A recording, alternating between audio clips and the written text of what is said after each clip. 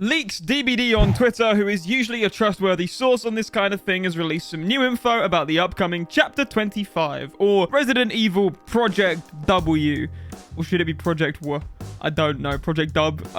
There will be spoilers for the entire chapter throughout this video, so if you want to wait for the full official reveal during Behavior Beyond on August 3rd, details on that in the description, you should switch off right now. First up, they're confirming that Stranger Things will be returning to DBD with a new chapter. Previously, they mentioned that there was a good chance Vecna would be coming as a killer, and it seems like that will now be the case. That is merely speculation. All we know for now is that the chapter is returning and that a new chapter is in the works. Okay, so the new killer for Chapter 25 is going to be Albert Wesker. I'm not a Resident Evil guy, so I actually have no clue who that is, but some people seem excited about it, which is cool. His chase music is leaked. It's playing right now. He'll also be having voice lines similar to the Cenobite for hooking, downing, grabbing, survivors escaping, locker grabs, dashing, mooring, and laughing. In-game, he's called the Mastermind, and his power is as follows. His M2 charges a bound attack, during which he moves slower. Once charged, he dashes forward. If he hits a survivor, the survivor becomes infected. If he crashes into something, he'll slam the survivor, causing damage. If not, the survivor is instead thrown, losing a health state if they hit any solid object. I suppose that's why Behavior have been pushing the Meg hitting a car part of the trailer so hard recently. You'll vault any window or dropped pallet if hitting it during a bound dash. His special effect is called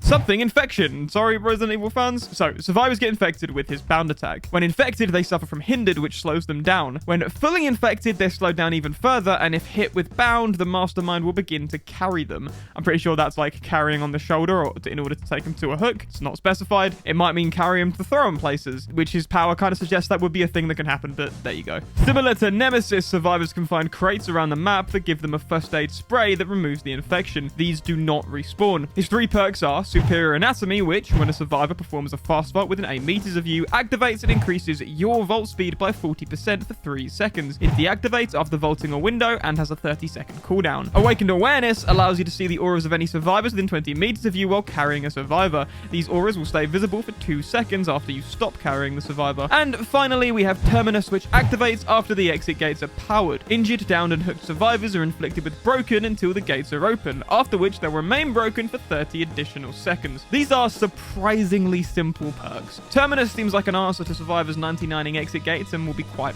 powerful, I reckon. Superior Anatomy and Awakened Awareness are very old school perks offering basic ability improvements that can be used for a tactical advantage. I much prefer that to the last 3 years of extremely complex and difficult to fully understand killer perks, so I'm pretty happy about that. We're reaching a point now in DBD where there are so many perks and you've only got so much mental bandwidth before you just start forgetting what perks do. Only last week I did a video on Dark Devotion and I can't fully remember what that perk does. It transfers the terror radius. I can't remember how long it does it for. Do you see what I mean? Like, these perks can be really hard to remember, so having some simple ones for some new perks is good. It might just be me who's dumb, but there you go. There are once again 2 new survivors, and they are Ada Wong and Rebecca Chambers. Ada's perks are Wiretap, Reactive Healing, and Low Profile, allowing you to spy on the killer, gain a surge of healing when allies are hurt, and leave no trace when you are the final survivor. Rebecca's perks are Better Than You, Reassurance, and Hyperfocus, which allow her to give teammates speed boosts, give temporary relief to struggling allies, and complete skill checks increased speeds. These are not yet finalized and so can't be shared. And those are all of the current Project W leaks. What do you think of this chapter from this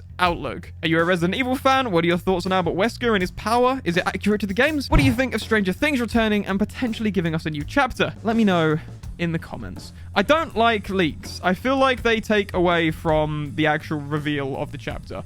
However, the YouTube machine is such that if I'm going to be doing update videos all the time, I sort of need to cover leaks as well. And, like, I'm going to be reading about them, so I may as well make videos. Whenever I make videos, my first thought is this the kind of video I want to watch that I'm searching for? And I'm like, if I am, then, yeah, I'll just make a definitive video on it that's short and easy for people to understand and digest. As always, a big thank you to my patrons, Bright Houses, Jehelbrook123, Kurt Gardner, Sylvan, Think Sometimes, Red Panda 19987, AVR Razor, Colkhead, Darkhood135, Lilith Alucard, Channel Manager, Chipstar878, Godfather Dumbledore, and Godfather Jonathan Senza. Thank you for watching, and I'll see you in the next one.